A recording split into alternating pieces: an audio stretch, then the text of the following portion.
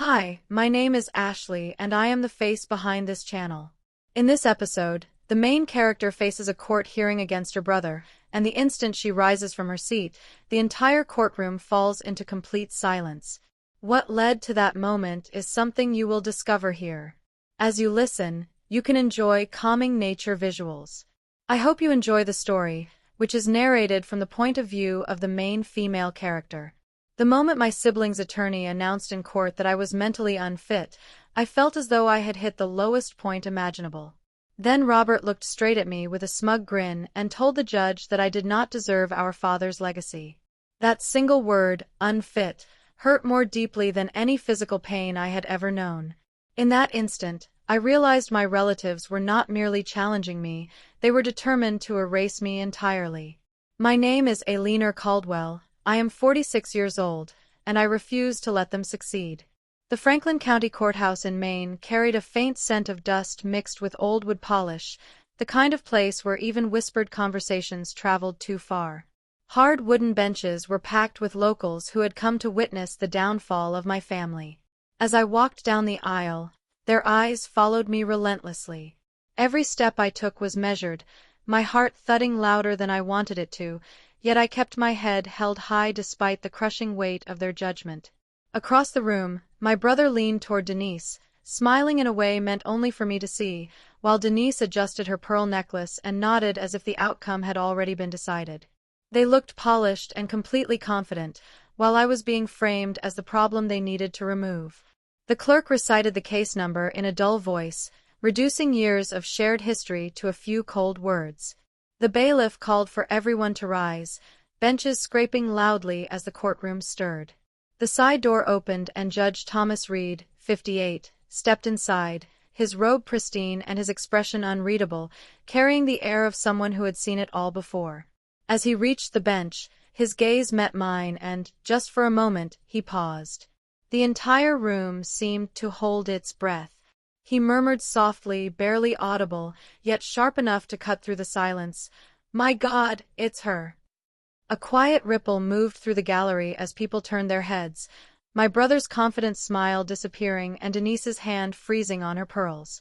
I alone understood the meaning behind his reaction, and that brief hesitation told me this battle would not unfold as easily as they had assumed. The Caldwell homestead stretched across the valley, a memory that refused to fade, with fields framed by rolling hills and red maple trees, beautiful on the surface but heavy with unspoken tension beneath. Growing up, I carried feed, fixed fences, and took on the labor my father believed built strength and character, always telling me to shoulder the burdens others avoided. My brother was spared those expectations, shielded, excused, labeled too sensitive, when in reality he simply avoided responsibility. That imbalance stayed with him and deepened over the years. When Denise, 44, married him, she saw the land through a different lens. To her, it was not soil, effort, or heritage, but $12 million waiting to be claimed. She pretended to belong, but her gaze always calculated value in cash, never in roots. I sensed her aggressive intent immediately, a hunger for money that had nothing to do with family. The day I saw a property appraiser outside, clipboard in hand, measuring the porch supports, it felt like being struck. My brother stood nearby with his arms crossed, surveying the land as though the sale were already done. I walked up in my work boots, gravel crunching beneath me, demanding an explanation. He did not move, his eyes cold as he said, "You're making this harder than it needs to be. This is how it is now. Accept it." Those words were worse than an insult, because in his eyes I was no longer family, just an obstacle to profit. That night, rain slammed against the windows and wind shook the shutters as I searched through my father's old office, layers of dust clinging to everything. When I finally opened the desk drawer with a loud creak, my fingers brushed against something hidden beneath a false bottom. It was a small, weathered box, and inside an old book I found the key placed exactly where my father knew I would look when I needed comfort. Inside the box were documents dense with legal language and official seals, outlining an ironclad trust that protected the property from everyone except me. Beneath them lay a handwritten note, the letters unsteady but unmistakably his, reading, "If they ever turn against you, do not give in." This land is more than ours alone. You must guard it. It is both your duty and your shield.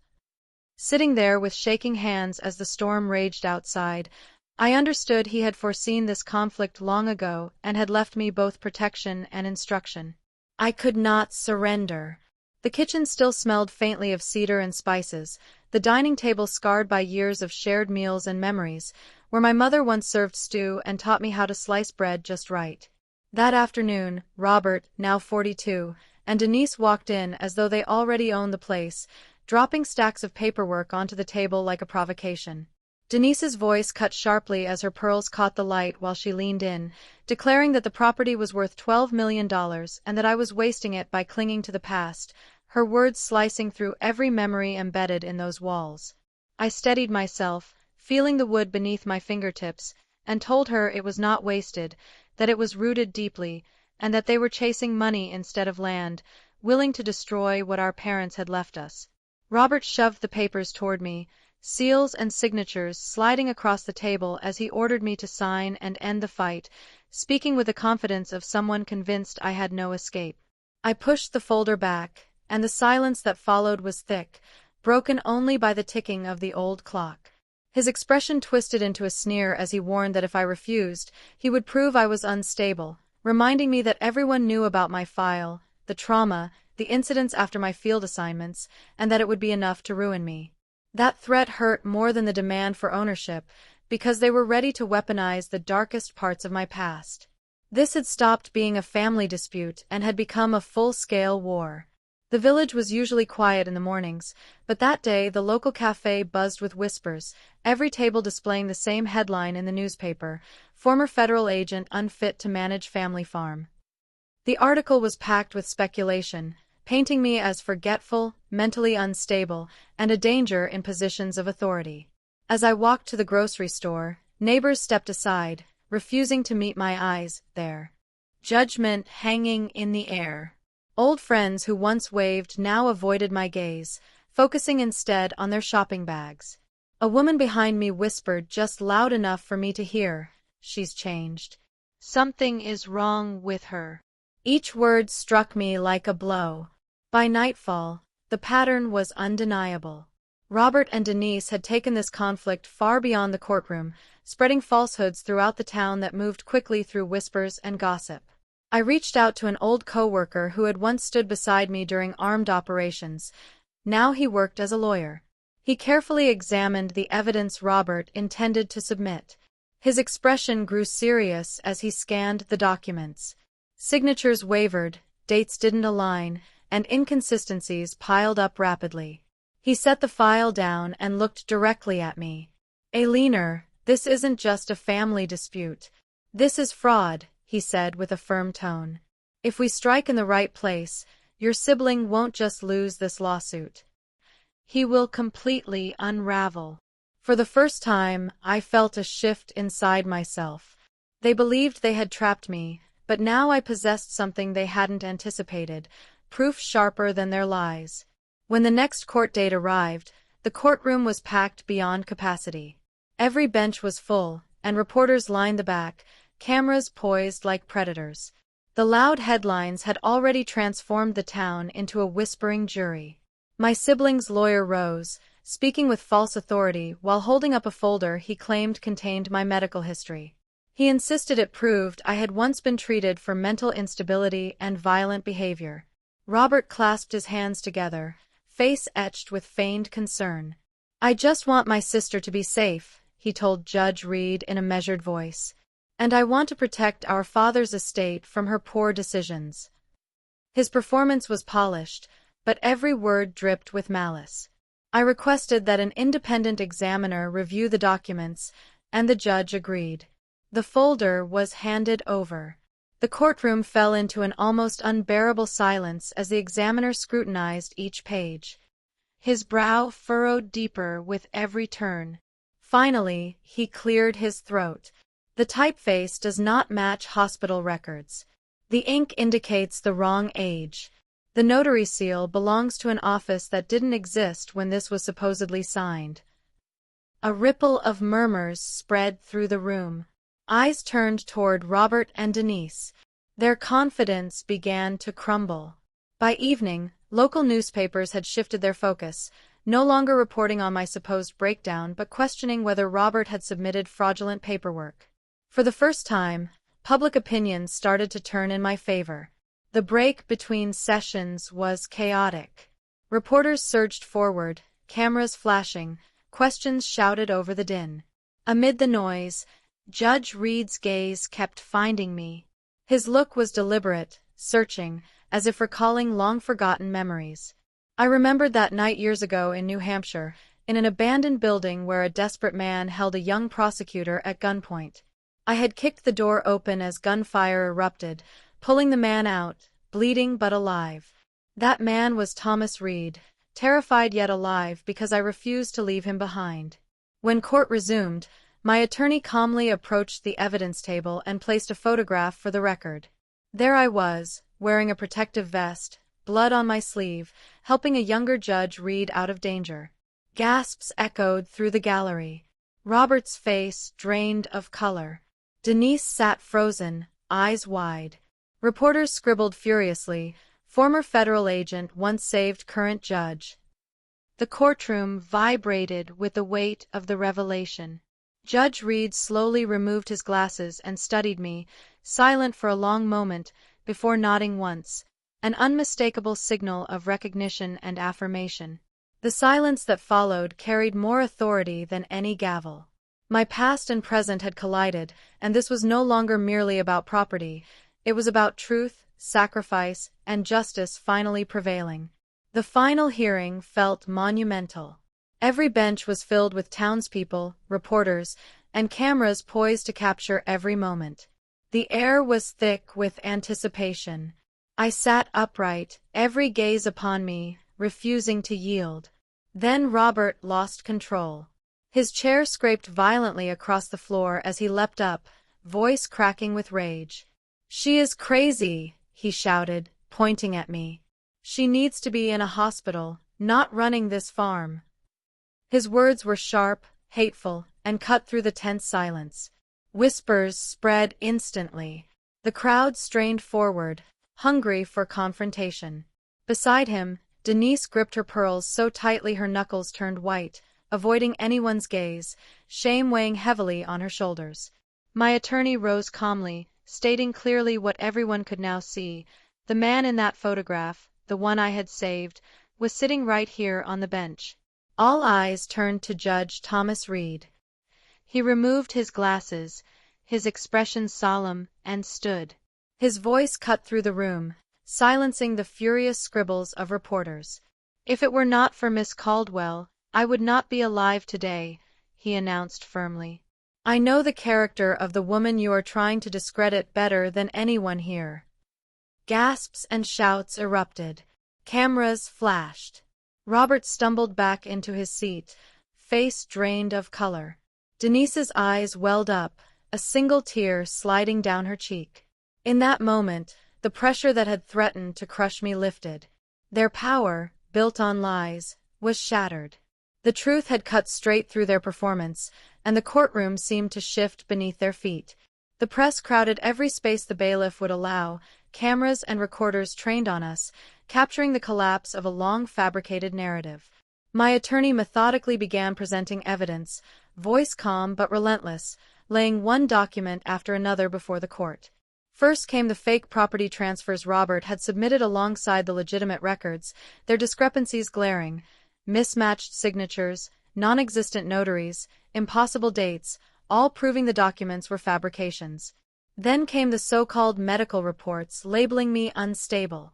Experts testified that the fonts were not used by the VA at the claimed times, and the seals belonged to offices that did not exist when the reports were supposedly issued. With each exhibit, the evidence of deception mounted. Across the aisle, Robert's lawyer shifted uneasily, sweat darkening his collar. His rehearsed confidence faltered as he fumbled with objections. The judge overruled each attempt. When pressed directly, he dodged questions, muttering incoherently, his voice thinning under the weight of truth. The courtroom seemed to sense his desperation, feeding on it silently. Then came the unexpected. Denise, who had remained frozen throughout the trial, abruptly pushed back her chair. The sound cut sharply through the tense silence. She stood slowly, hands trembling, voice caught in her throat. "He made me sign papers I never read," she confessed. Her words shattered the room like fragile glass. "I let myself believe it was business. I was wrong to trust him." Gasps rippled through the gallery. Robert whipped his head toward her, eyes blazing, but she held firm. Turning fully to face the judge, her shoulders stiff with a courage she had found too late, she admitted, "There were lies. I went along with them. I cannot let them continue." The shift was seismic. In an instant, Robert's carefully constructed story collapsed under the weight of the betrayal of the one person he trusted most. He slammed his fist on the table, snarling, "You don't know what you're saying." But his words were hollow, the echo of a man already defeated. The judge's gavel cut sharply through the chaos, his expression stern. The ruling was swift, decisive, and absolute. The trust was valid, and the property belonged solely to me. Every attempt to undermine it had been fraudulent. Robert now faced not only civil defeat but potential criminal consequences. Fraud, forgery, and perjury hung over him. The gallery erupted in shock and satisfaction. Reporters scribbled furiously, knowing the next day's headlines would disgrace Robert rather than question me. For the first time in weeks, my chest felt lighter. The burden I had carried was finally lifting. I didn't need to look at Robert as the verdict was read. His silence spoke volumes. He had lost not just the case, but the fear he tried to weaponize against me. I lifted my eyes to the bench. Justice had spoken, and the truth resounded louder than any lie. Months later, the property had transformed. It was no longer a battlefield. Fresh paint brightened the exterior, and a new sign proudly marked the entrance, Caldwell Resilience Center. Beneath it, my father's words were carved, "Hold the line." For the first time, those words felt less like a burden and more like a promise. On opening day, the yard was filled with neighbors, veterans, retired officers, and reporters documenting the moment. Laughter replaced the whispers that had once followed me. I stood before the crowd, speaking about recovery, not loss, creating a space where those scarred by service could find stability and hope. Towards the back, Judge Reed stood quietly, hands clasped. When our eyes met, he gave a slight nod, a silent acknowledgement that our paths had intersected for reasons beyond comprehension. After the speeches, Denise approached slowly. Gone were her pearls and her practiced smile. She carried a small wooden box against her chest. Her voice trembled as she offered it to me. "I lost myself in all this, but this belongs to you." Inside was my father's pocket watch, its face worn smooth from years of handling. The weight of it in my hand felt heavier than gold. I looked up at the photograph of my father hanging in the hall and whispered to myself. I had held the line. The fight had begun with betrayal and anger, but it ended here, with justice, rebuilding, and a legacy redefined for something greater than self-interest.